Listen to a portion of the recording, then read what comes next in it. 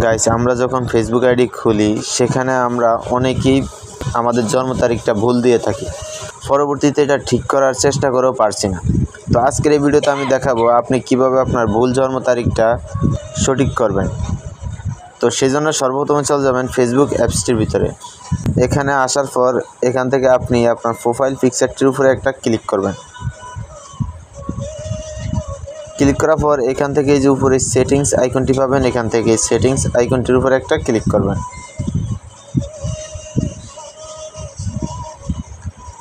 Click করার পর এখান থেকে see more in account centre, এখান থেকে এটার উপরে একটা ক্লিক করবেন। ক্লিক করার পর এখান থেকে একটু স্ক্রল করলে এখানে পার্সোনাল ডিটেলস নামে একটি অপশন পেয়ে যাবেন, এটার উপরে একটা ক্লিক করবেন।